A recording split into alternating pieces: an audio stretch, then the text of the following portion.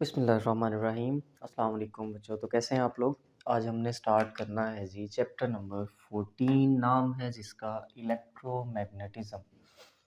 दो बातें आ गई हैं जी इसमें भी, इलेक्ट्रो और मैग्नेटिज्म।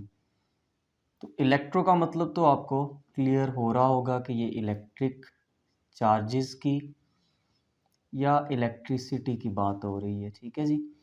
अब आपको पता है कि इलेक्ट्रिसिटी भी कहाँ से प्रोड्यूस होती है जी, इलेक्ट्रिक चार्ज से प्रोड्यूस होती है। सेकंड जो यहाँ पर टर्म है वो कौन सी है? मैग्नेटिज्म, जो कि रिलेट किससे करती है? मैग्नेटिक फील्ड से या मैग्नेट से रिलेट करती है, ठीक है। मैग्नेट्स की बात कर लेते हैं। इलेक्ट्रोमैग्नेटिज्म याद रखेंगे, ये फिज़िक्स की पूरी एक ब्रांच है, ठीक है। इस पूरी की पूरी ब्रांच में हमने बहुत सी चीज़ें डिस्कस करनी होती हैं। सबसे पहले यहाँ पर हम एक इसकी सिंपल सी डेफिनेशन देख लेते हैं कि ये ऐसी ब्रांच ऑफ फिज़िक्स है, ब्रांच ऑफ फिज़िक्स है, ब्रांच ये याद रखना है, ठीक है ना। ब्रांच ऑफ फिज़िक्स है जो क्या करती है जी? इंटर रिलेट यानी कि कोई सी दो या दो से ज़्यादा चीज़ों को आपस में मिलाने का काम करती है, ठीक है। तो आपस में किन चीज़ों को मिला रही? जनाब ये मिलाती है इलेक्ट्रिसिटी यानी कि करंट को और मैग्नेटिज्म यानी कि मैग्नेट की प्रॉपर्टीज़ को। तो यहाँ पर इस चैप्टर में हम बेसिकली ये डिस्कस करने जा रहे हैं कि इलेक्ट्रिसिटी से मैग्नेटिज्म प्रोड्यूस हो सकता है, बिल्कुल इसी तरह मैग्नेटिज्म से इलेक्ट्रिसिटी प्रोड्यूस हो सकती है। पिछली एक क्लास में भी आप लोग ये चैप्टर पढ़ चुके हैं, इससे रिलेटेड इलेक्ट्रोमैग्नेटिज्म, वहाँ पर भी कुछ इंट्रोडक्शन लिया था। तो चैप्टर के पहले टॉपिक की तरफ बढ़ते हैं। पहला टॉपिक यहाँ पर दिया गया है जी, magnetic field due to current carrying conductor. मैंने अभी एक बात कही यहाँ पर, मैंने कहा कि इलेक्ट्रिसिटी क्या प्रोड्यूस करती है? मैग्नेटिज्म प्रोड्यूस करती है। और मैग्नेटिक फील्ड क्या प्रोड्यूस कर सकता है? इलेक्ट्रिसिटी प्रोड्यूस कर सकता है ना। मज़े की बात। तो ये मज़े की बात बनी कैसे भाई? सबसे पहले एक बंदा आया जिसका नाम क्या था? हेंस ऑयस्टेड। ये आपने 10th क्लास की फिज़िक्स में नाम सुना होगा, अम्पेयर्स के साथ। अम्पेयर भी एक साइंटिस्ट था जनाब, जिसने क्या काम किया था? इलेक्ट्रिसिटी पे काम किया था। अम्पेयर हमने इसी वजह से करंट का यूनिट भी रखा। इस बंदे ने क्या किया? 1820 में एक एक्सपेरिमेंट परफॉर्म किया, ठीक है। उस एक्सपेरिमेंट की अरेंजमेंट्स क्या थी, एक्सपेरिमेंट क्या था बेसिकली, उसके लिए थोड़ा सा इस तरफ आ जाएं। ये आपके पास एक डायग्राम नज़र आ रही है, बड़ी अच्छी डायग्राम बनी हुई है, ठीक है, बड़ी मेहनत से बनाई है। तो इसको ज़रा गौर से देखें। ये जो ग्रीन बाउंड्री आपको नज़र आ रही है, ये मेरे पास एक कार्डबोर्ड था जो उस ऑरेस्टेड ने यूज़ किया। उसने क्या किया कि एक कार्डबोर्ड है आपके पास, उस कार्डबोर्ड के अंदर से एक कंडक्टर गुजार देते हैं, ये कुछ इस तरह से, ठीक है। ये अब आपको नज़र आ रहा है, जैसे ये मेरे हाथ में एक बोर्ड मार्कर गुजरता हुआ नज़र आ रहा है इन दोनों उंगलियों के दरमियान से, ठीक है। अब ये बोर्ड मार्कर आप समझ लें क्या है? एक कंडक्टर है, और ये हाथ मेरा क्या है? वो कार्डबोर्ड है। इस कार्डबोर्ड में से गुजारने के बाद ऑरेस्टेड ने शरारत क्या की? उसने इसको बैटरी के साथ जोड़ दी। अब जब आपको पता है कि बैटरी के साथ कनेक्ट किया जाएगा तो बैटरी क्या करेगी? डेफिनेटली उसको इलेक्ट्रिसिटी प्रोवाइड करेगी। तो यहाँ पर देखें, ये जो आपको दो पोटेंशियल्स नज़र आ रहे हैं, यहाँ पे एक पॉजिटिव और नेगेटिव बैटरी सोर्स नज़र आ रहा है। ये क्या प्रोड्यूस करेगा जी? करंट प्रोड्यूस करेगा। डेफिनेटली सी बात है, बैटरी क्या प्रोड्यूस करेगी? करंट प्रोड्यूस करेगी, ठीक है। करंट आया, इसकी डायरेक्शन क्या होती है? हम डायरेक्शन ऑफ करंट लेते हैं, कन्वेंशनल डायरेक्शन ऑफ करंट। पिछले चैप्टर में भी हमने पढ़ा, 13 चैप्टर में, कन्वेंशनल करंट जो है ये क्या होता है? ये ऐसा करंट होता है जनाब जो कहाँ से जाएगा? पॉजिटिव से नेगेटिव टर्मिनल की तरफ जाएगा, ठीक है। और इन टर्मिनल्स की तरफ जाते हुए चार्जेस कौन से ट्रांसफ़र होंगे? कौन से चार्जेस की वजह से? पॉजिटिव चार्जेस की वजह से ये करंट प्रोड्यूस होता है। अब जैसे ही करंट यहाँ से गुजरना शुरू करेगा कंडक्टर में से, तो डायरेक्शन ऑफ करंट क्या होगी? इस डाउन पोजीशन से, या कह लें बॉटम से टॉप की तरफ करंट जा रहा है।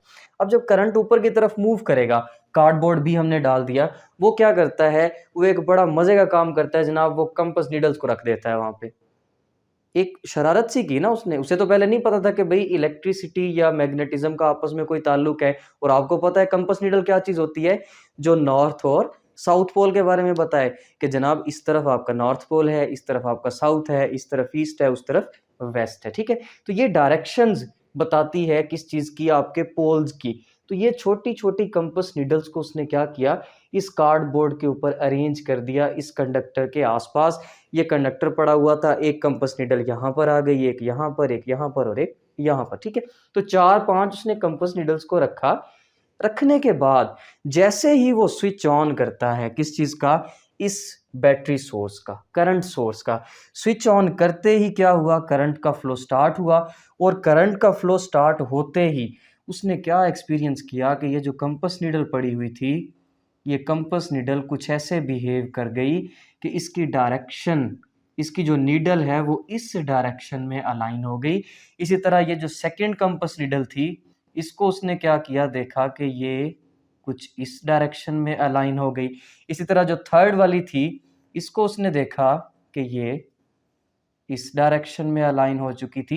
तो उसने क्या किया, इन सारे के सारे एरोज की डायरेक्शन को नोट कर लिया। जब एरोज की डायरेक्शन को मिलाया तो ये आपको क्या नजर आ रहा है, एक डॉटेड सर्कल नजर आ रहा है। इसका मतलब क्या हुआ कि वो जो करंट फ्लो कर रहा था, उस करंट की वजह से एक सर्कुलर शेप में मैग्नेटिक फील्ड जनरेट हो जाता है, ठीक है।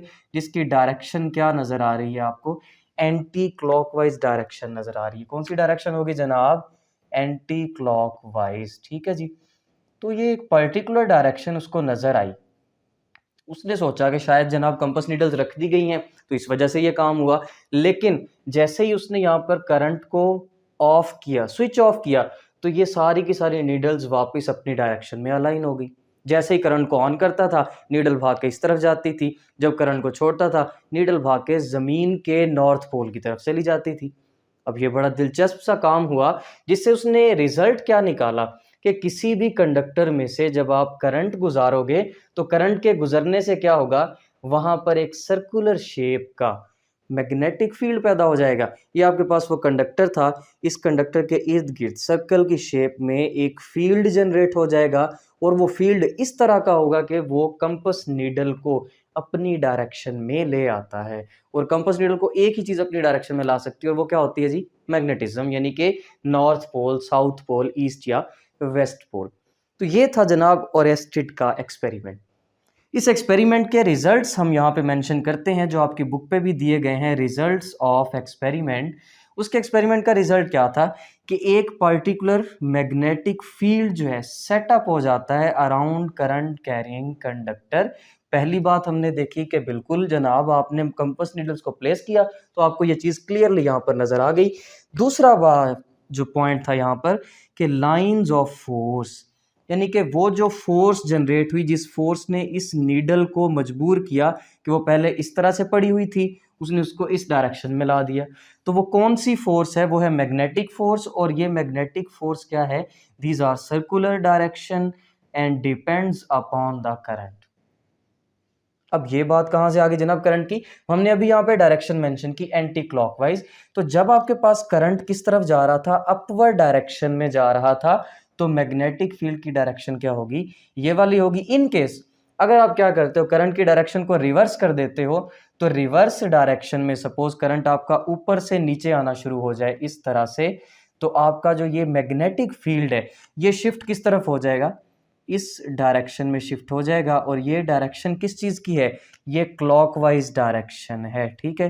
तो इसका मतलब क्या हुआ कि करंट जो है, करंट पे डिपेंड करता है कि आपकी मैग्नेटिक फील्ड किस तरफ पैदा होगी, क्लॉकवाइज होगी या एंटी क्लॉकवाइज होगी। तो दो चीज़ें हमने यहाँ से देख ली कि मैग्नेटिक फील्ड भी पैदा हो गया, लाइंस ऑफ फोर्स जो हैं वो सर्कुलर शेप की होती हैं और उनकी डायरेक्शन करंट पे डिपेंड करती है। तीसरा पॉइंट क्या है, जो अभी लास्ट पे हमने डिस्कस की बात कि मैग्नेटिक फील्ड जो था ये तब तक प्रेजेंट रहता है only when current is flowing. तो भाई एक्सपेरिमेंट ने ये बताया कि जैसे ही बैटरी को ऑफ करते थे, वो कंपास नीडल वापस अपनी जगह पे चली जाती थी। तो जब वो वापस अपनी जगह पे जाती, इसका मतलब क्या हुआ, आपका मैग्नेटिक फील्ड वहां से खत्म हो गया। जैसे ही करंट को दोबारा ऑन किया, मैग्नेटिक फील्ड दोबारा से इन हो जाता है। इट मीन्स कि जब भी आपका कंडक्टर करंट जाहिर करेगा, तब वो साथ मैग्नेटिक फील्ड भी जाहिर करेगा। और करंट क्या चीज़ होती है, करंट हम कहते हैं किस चीज़ को, फ्लो ऑफ चार्जेस को कहते हैं, ठीक है। इट मीन्स कि आपका मैग्नेटिक फील्ड जो है वो हमेशा कब जनरेट होगा, जब चार्जेस यहाँ पर मूव कर रहे होंगे। सपोज यहाँ पर पॉजिटिव चार्जेस की वजह से होता है, तो मैं यहाँ पर पॉजिटिव चार्जेस बना देता हूँ कंडक्टर में। इनके मूव करने से क्या हुआ, एक मैग्नेटिक फील्ड जनरेट हुआ। जैसे ही आप क्या करते हो, करंट को रोकते हो, इनकी मोशन रुक जाती है। मोशन रुकते ही क्या हुआ, मैग्नेटिक फील्ड खत्म हो गया, ठीक है। तो यहाँ पर जो मैंने चार्जेस की मोशन की बात की, ये चार्जेस की मोशन क्या है, फ्लो ऑफ चार्जेस है, ठीक है। तो ये याद रखना है, फ्लो ऑफ चार्जेस में और मोशन ऑफ चार्जेस में थोड़ा सा डिफरेंस है, जो आपने 13 चैप्टर में डिस्कस किया होगा कि 13 चैप्टर में आपने पढ़ा कि चार्जेस का रैंडमली मूव करना कुछ और होता है और फ्लो करना कुछ और होता है, ठीक है जी। अगली बात की तरफ आते हैं कि ये डायरेक्शन जो आपने यहाँ पर अभी एक्सपीरियंस की, ये सर्कुलर शेप है।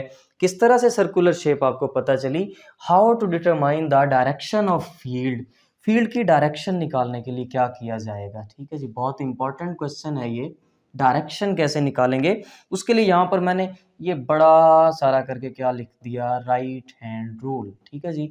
राइट हैंड का मतलब आपको पता है, आपका ये वाला सीधा हाथ, ठीक है, दायां हाथ।